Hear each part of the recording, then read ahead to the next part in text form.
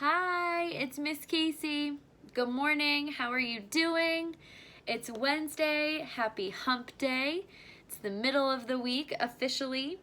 All right, so today we're going to do a little morning message with a fact about dinosaurs, and then we are going to get started on chapters 18 and 19 in Ungifted, which I'm really excited to read and see what happens to Donovan.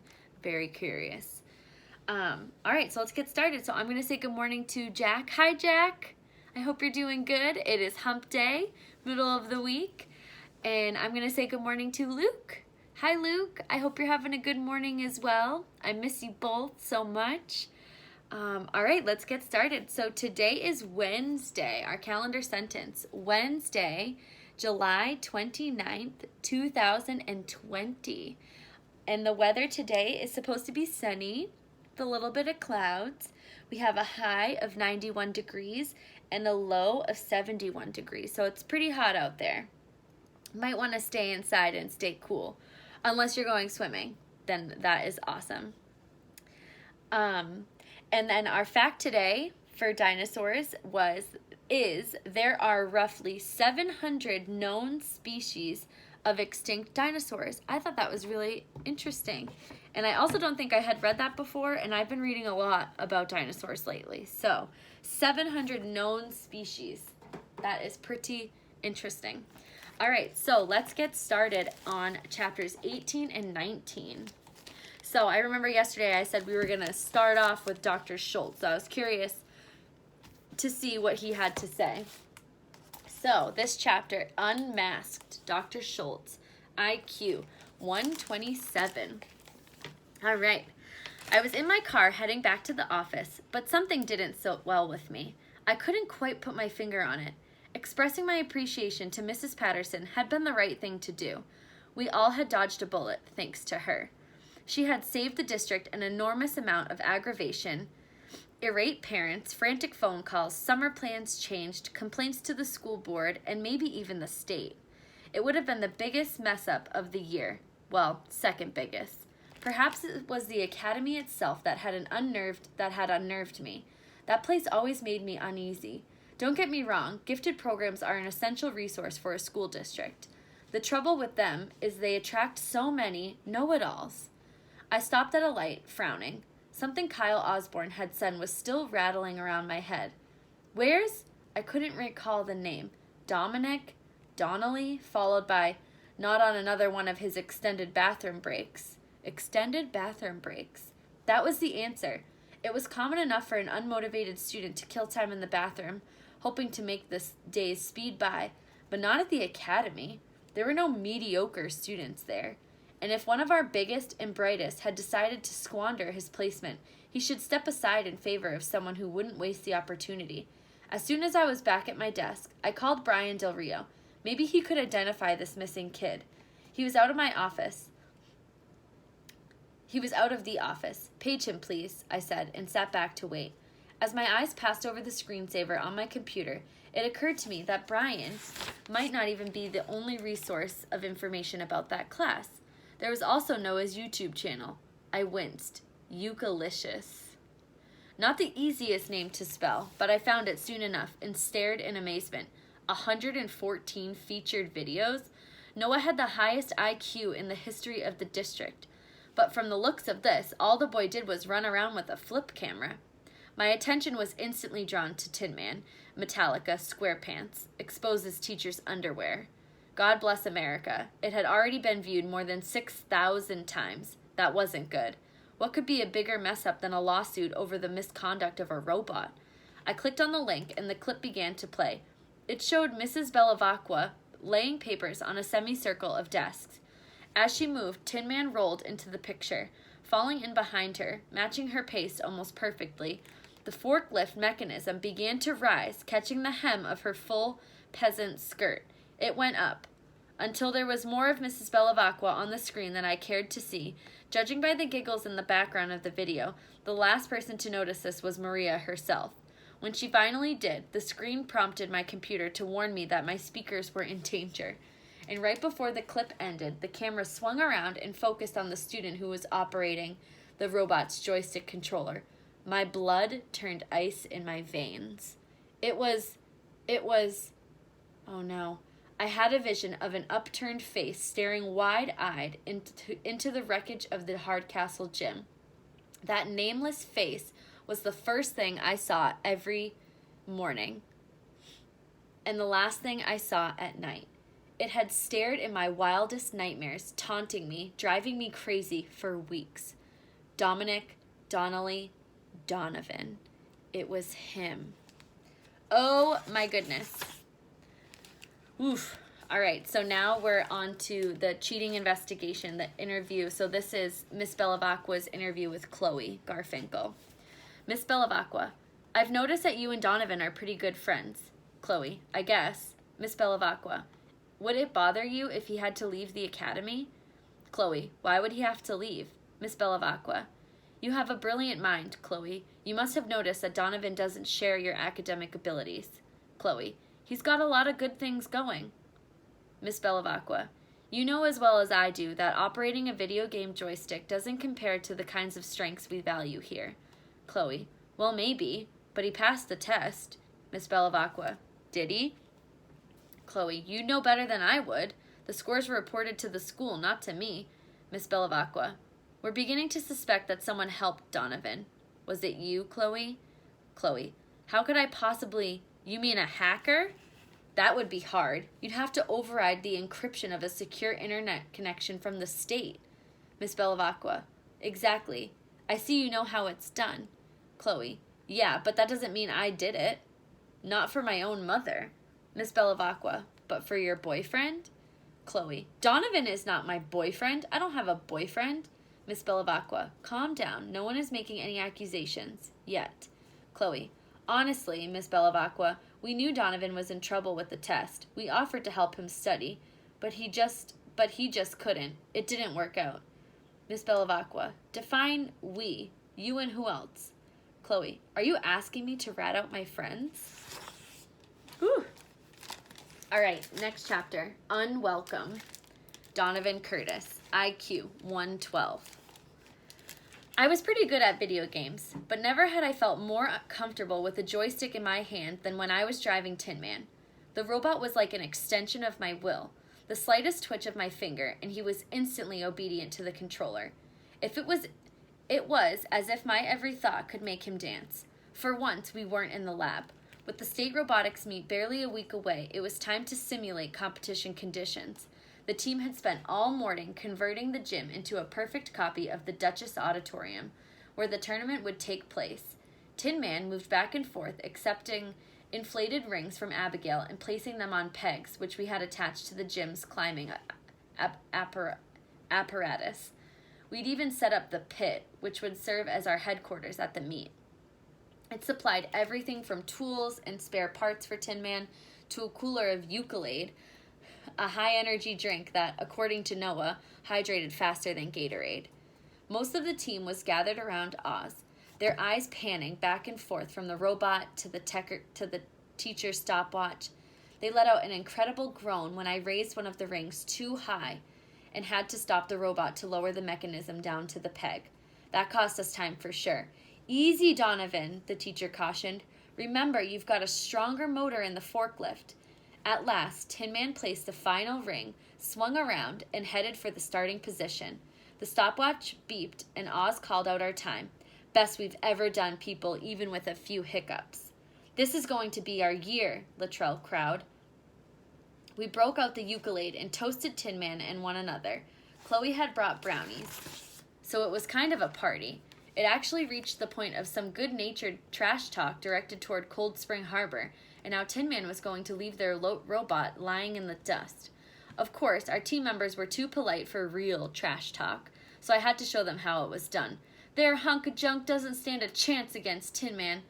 Their hunk of junk wouldn't stand a chance against Tin Man's grandmother. Tin Man can't have a grandmother, Noah interjected. A machine is not a living entity and has no familial line. Probably why I never ran into any robots on Ancestry.com. We get the point, Oz put in, grinning. Let's keep it to ourselves. It's a little premature for a victory celebration. There's no way Cold Harbor Spring can match the kind of good times we're putting up, Kevin enthused. Not unless they're running their robot on rocket fuel. I'd never been much of a joiner, so this was my first taste of how it felt to be part of a team that was a real contender. And not just a part. With the robot completed, I was more important than any of them. All those geniuses, and the one person who could make Tin Man perform at championship level was the dummy that got stranded in the gifted program by mistake. I didn't have a clue how to design, build, or program a robot, but it was up to me to bring home the gold. For the first time since I'd landed at the academy, I truly belonged. The heavy metal gym door was thrown open with such violence that it pounded against the cinder block wall. There, framed in the light from outside, was nothing less than an avenging angel. Dr. Schultz. I swear he crossed the gym in 3 gigantic strides, shooting sparks from his eyes. I considered running, but what for? Even if I could manage to escape, where did I think I could go? I was completely and totally busted. Dr. Schultz, what a surprise, said Oz. You're just in time to see us put Tin Man through his paces. That will have to happen another time. The superintendent's voice was colder than his expression, if possible. The eyes fell on me. Donovan Curtis, your parents are on their way. Chloe was first to clue into the gravity of what was going on. Donovan might not be gifted in the same way as the rest of us, but he's the heart and soul of our team. He's the heart and soul of our class. Dr. Schultz regarded her sternly. Donovan's problems go far beyond trying to be what he's not. I followed him out of the gym, while the squawking and protesting of my teammates rang off the rafters. He drives the robot. We're dead without him. He is so gifted. He brought us Katie. He showed me YouTube. He's one of us. Their support would have made me feel good if I hadn't been on my way to the end of the world. I scrubbed hard with the polishing cloth, and Madagascar got a little shinier.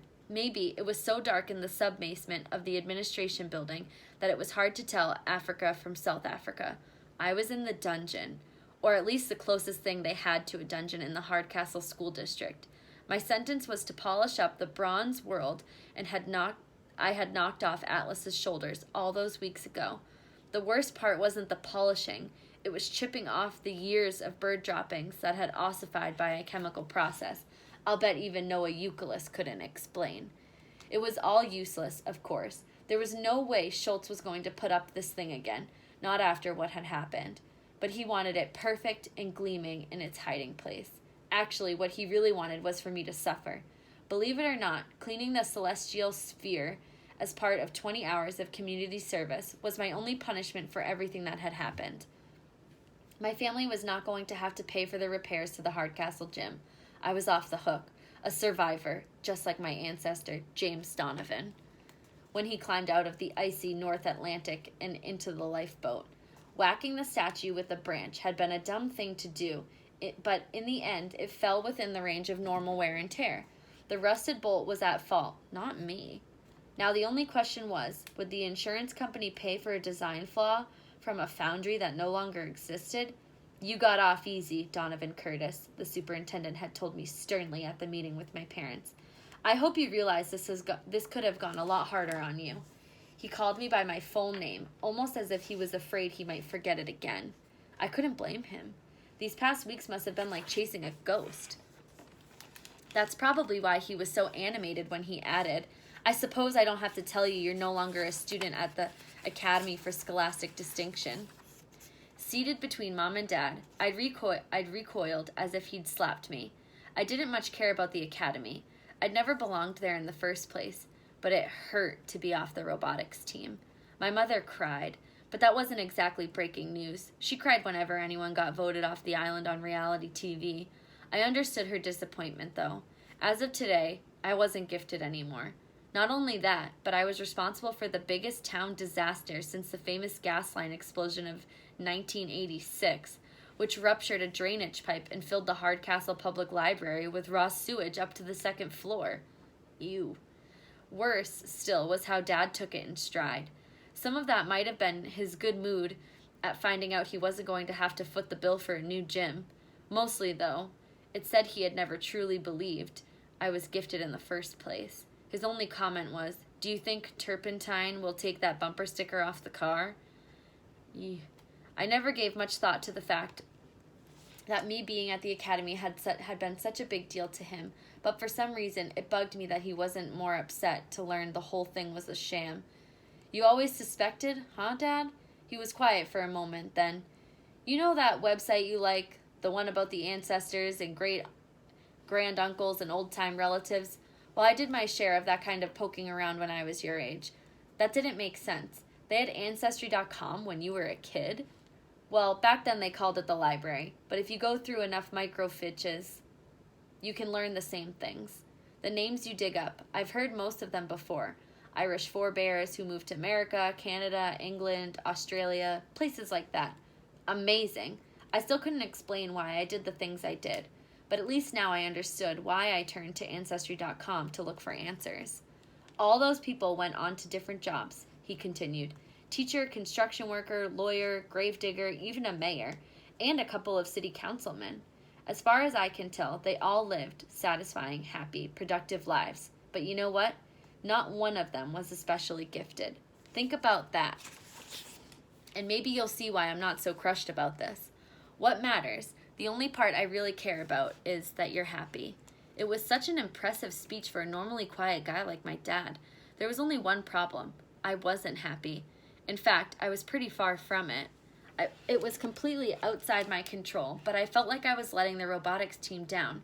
For sure, Tin Man wasn't going to win anything with Abigail at the joystick. Worse, Katie was quitting human growth and development. If they boot my brother, they boot me too, she said stoutly. Who says you're not gifted? You do, I replied honestly. And it's the truth. Come on, Katie. It wasn't the kids who kicked me out. They're still 14 hours short for their credit. They'll have to go to summer school. That's tough, she snapped. Summer school will be good for them. Let them see how the other half lives. What could I say? She was supporting me. Strange she'd choose to start now. I felt bad, but I had to let it go. Dr. Schultz had spelled it out. That place wasn't my life anymore. In the real world, it never had been. My locker was gone. I mean, it was still there, but while I was at the academy, the administration had hacksawed my lock off, and all my stuff had vanished. At the office, they told me to make a list of the missing items. I tried, but the only thing worth more than 3 cents was one combination lock, so I gave up. I kept seeing my locker at the academy, spacious, freshly painted, its built-in power strip waiting to help me by keeping my devices charged. Not that I had any devices. By comparison, my Hardcastle locker was about the size of a tiny apartment mailbox, and it smelled like feet. The whole building was an extension of my locker, shabby, crumbling, depressing. The academy was a palace by comparison. I don't know if I appreciated it when I was there, but I definitely appreciated it now. Surrounded by broken drinking fountains and crumbling pasture, week-old lunches overflowed out of every garbage can. The halls rang with the voice of an assistant principal chewing out some poor kid over a random offense. Nobody took you for a cooling-off walk and a philosophical discussion at Hardcastle. Here, a paper airplane was not an experiment in aerodynamics. It was an act of war. I tried to work up more gratitude for being off the hook for the Atlas incident. This place just crushed it out of me. I doubt James Donovan ever stood on the deck of Carpathia and yearned to return to the icy water, but I couldn't stop itching for a rewind button to whoosh me back to the academy.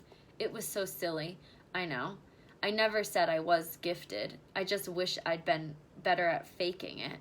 The Daniels arranged a homecoming for me that I'm not soon going to forget. In front of the entire lunch crowd in the cafeteria, they presented me with the 2012 Moron of the Year award, which looked suspiciously like the missing toilet from the upstairs boys' room. On the bowl, in dribbling red paint, was written, "Welcome home, stupid." I weighed 1.5 tons. It weighed 1.5 tons. Here he is, back from a very limited engagement at the Academy for Scholastic Dorkstinction. The man who turned out to be just as lame-brained as the rest of us. Give it up for Donovan the Dummy Curtis.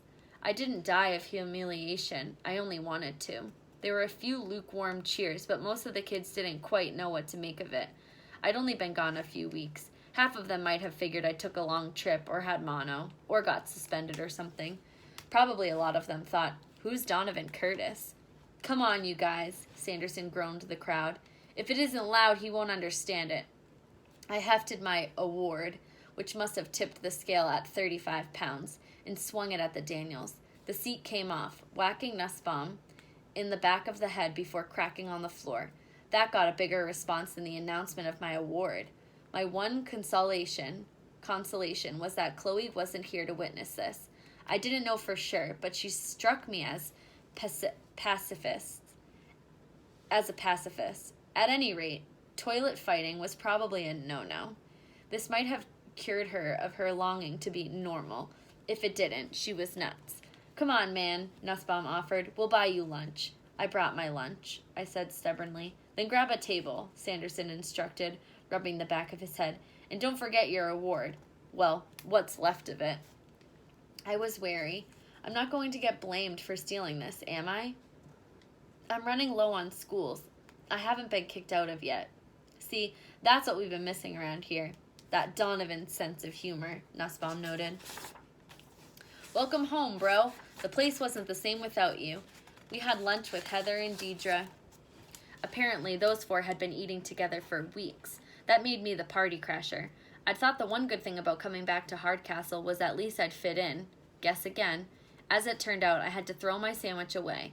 It had spent the morning in my locker, and now the mayonnaise tasted like feet. I took handouts from my four companions. Girls put avocado in everything. I was back with friends, or what passed for that. Funny, I'd been convinced I was friendless in the academy, but I'd felt more a part of things in Oz's robotics lab than anywhere here at Hardcastle. How could I compare the Daniels and their jockey in your face version of friendship to the guardian angel hacker who had risked everything to pass that test for me? Now, with the academy permanently in my rearview mirror, I still had no idea who it was. In a weird, I would have liked to say thank you. In a weird way, though, that person was even more ungifted than me. It made no sense to believe that a test score could make me into something I wasn't.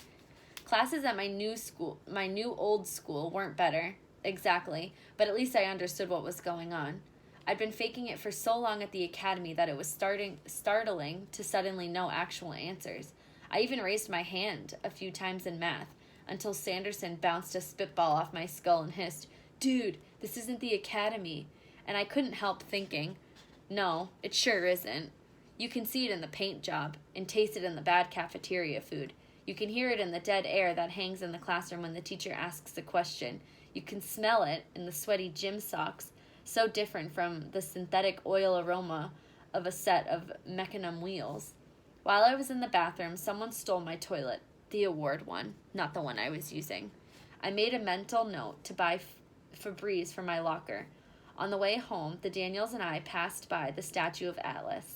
I hadn't been there for a while, not wanting to revisit the scene of the crime. The Titan was still oddly bent, with no celestial sphere to weigh him down, and, at the bottom of the hill, the entrance to the high school gym remained boarded shut. I'd been so wrapped up in my own weird predicament that I hadn't even given much thought to the mess I'd made over here. The wave of remorse was stronger than I'd ever anticipated. Suddenly, 20 hours of scraping pigeon poop off of a bronze sphere seemed like no more than I deserved. You've done a lot of crazy stuff, Nussbaum sighed, but this was your finest hour. It wasn't so fine for the gym, I said bitterly, or for me. Sanderson nodded thoughtfully. You're right. It would have been better if the Globe had gone crashing into the parking lot. It could have smashed like 10, 15 cars. I glared at them. You guys deserve the toilet award more than me. Nussbaum grinned appreciatively. Good to have you back where you belong. Where I belong? I looked at the gray, dreary hulk of Hardcastle Middle School and felt deeply bummed that he was probably right. All right, I'm going to read this one real quick. It's the cheating investigation. It's the interview with now Abigail Lee. So it's Miss Bellavacqua and Abigail. Miss Bellavacqua, you're aware, of course, that Donovan Curtis has left the school for good. Abigail, he never should have been here. I knew that from the first day. Miss Bellavacqua, as did I, which brings up the question of how he managed to pass the retest. We believe that someone took control of his computer and helped him cheat. Was it you? Abigail, You must be joking. I'm the last person who would ever help that guy. His presence lowered Academy's standards for every one of us. Why would I want him to stay? Miss Bellavacqua. Well, for one thing, his sister was providing you with a human growth and development credit. Then there's the robotics team, in which he had taken a key role. Abigail. Oh, please, he worked a joystick like any other half-witted gamer. Miss Bellavacqua. Except that a better driver could have meant the difference between winning and losing. It's been my observation that you're not too keen on losing. Abigail. Nobody likes to lose. Miss Bellavacqua. I know how you think, Abigail. For you, education is more than learning. It's a high-stakes chess match. The state robotics meet is a resume builder. A better resume means a better college. A better college means a better future. Just how far would you be willing to go to assure all of that? Abigail. Part of a strategy is risk versus return. Why would I risk getting busted for cheating over a jerk I can't even stand? Ooh, that is good. All right, my friends. So I hope you all have a great day, and tomorrow we will continue chapters 20 and 21 of Ungifted, which I'm super excited about. So I will see you all soon. Happy Wednesday. Have a great day, guys. Bye.